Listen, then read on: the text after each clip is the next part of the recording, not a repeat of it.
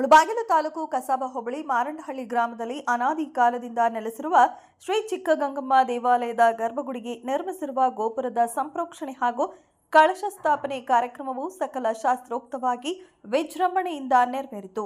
ಮುಳಬಾಗಿಲಿನ ಸೋಮೇಶ್ವರ ಪಾಳ್ಯದ ಪ್ರಸಿದ್ಧ ಶ್ರೀ ಪ್ರಸನ್ನ ಸೋಮೇಶ್ವರ ಸ್ವಾಮಿ ದೇವಾಲಯದ ಶ್ರೀ ಶ್ರೀ ಶ್ರೀ ರಾಮನಾಥ ದೀಕ್ಷಿತರ ನೇತೃತ್ವದಲ್ಲಿ ಸಕಲ ಧಾರ್ಮಿಕ ವಿಧಿವಿಧಾನಗಳು ನಡೆದವು.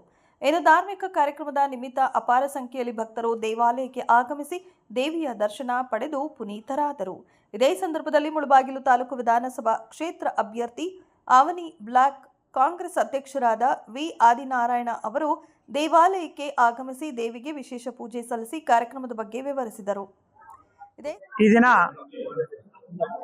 ನಮ್ಮ ಮಾರಂಡಹಳ್ಳಿಯಲ್ಲಿ ಚಿಕ್ಕಗಂಗಮ್ಮ ರಾಜಗೋಪುರ ಪ್ರತಿಷ್ಠಾಪನಾ ಕಾರ್ಯಕ್ರಮಕ್ಕೆ ನಮ್ಮ ಈ ಊರಿನ ಎಲ್ಲ ಪ್ರಮುಖರು ಸೇರಿಕೊಂಡು ನಮ್ಮ ಕಾಂಗ್ರೆಸ್ ಪಕ್ಷದ ಎಲ್ಲ ಮುಖಂಡರನ್ನು ಆಹ್ವಾನಿಸಿದ್ದಾರೆ.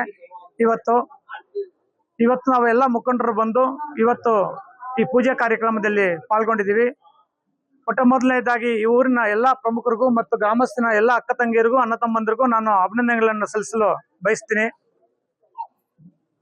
ಆ ದೇವರು ಈ ಊರಿನ ಎಲ್ಲ ಜನತೆಗೂ ಕೂಡ ಆಶೀರ್ವಾದ ಮಾಡಲಿ ಅಂತ ನಾನು ಬಯಸ್ತೀನಿ.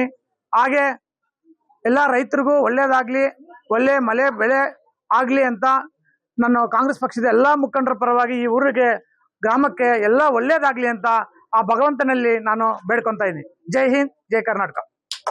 ಇದೇ ಸಂದರ್ಭದಲ್ಲಿ ಕಾಂಗ್ರೆಸ್ ಮುಖಂಡರುಗಳು ಹಾಗೂ ಮಾರಂಡಹಳ್ಳಿ ಗ್ರಾಮಸ್ಥರು ಹಾಗೂ ಭಕ್ತಾದಿಗಳು ಹಾಜರಿದ್ದರು. ವರದಿ ಸೈಯದ್ ಫಯಾಜ್, ಮುಳಬಾಗಿಲು.